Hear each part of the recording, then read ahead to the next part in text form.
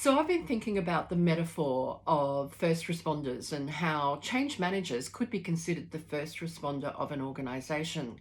So if you think about it, they're often called to be putting out fires in the change projects that they're dealing with.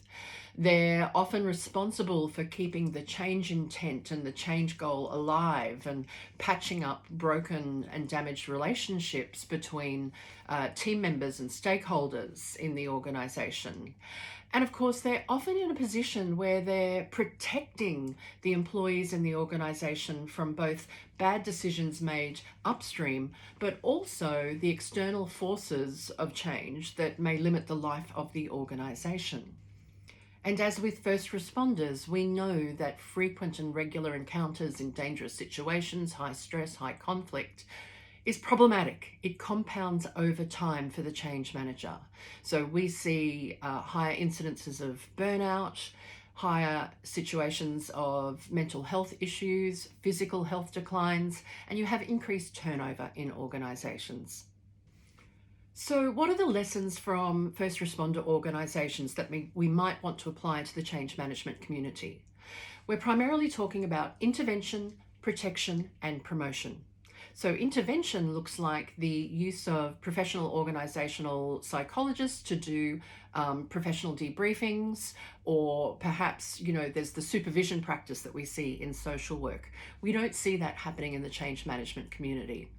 Protection is the use of risk mitigation and risk minimization, creating limiting structures. So, what that looks like is control over how much work a practitioner does, what type of work they do, for how long do they do it.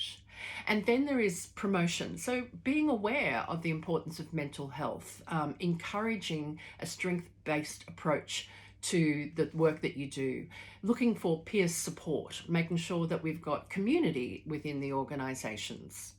Which begs the question, what do you do when you're the only change manager in the organisation or you're feeling quite isolated?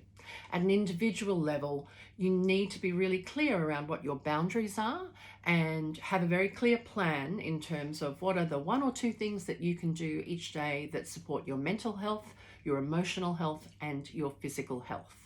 At an organizational level, I guess the challenge is for heads of change to be two things: looking at how you improve change leadership capability, because that's often where the danger is coming from, low leadership capability and change. But also, do you have the budget to bring in an external organizational psychologist to work with your team on a voluntary nature to help with peer debriefings and talking through the work that they do? Maybe there's a space for the change management associations to work in this space. So thinking about ACMP or Change Management Institute, tag some of the leadership team in the comments and see if this is on the agenda at the moment. Two important caveats in this conversation. One, this is a metaphor. There is no way that we can compare the work of a change manager with the dangers and the stress inherent of paramedics, of firefighters, and the police force. Second, there are organisations out there that are healthy and low in danger, and the work that a change manager does in those organisations is very different to what I've just shared with you, or the considerations that I've shared. Now, I'd love to hear in the comments your thoughts about this metaphor. In the comments, I'm going to drop a link to one of the lessons in our Certificate of Agile Change Management, which is free for everybody to watch. It addresses this issue, which is the dangers inherent of being a change manager at the moment and some of the things that you can do about it. I hope it's helpful. Love to hear from you.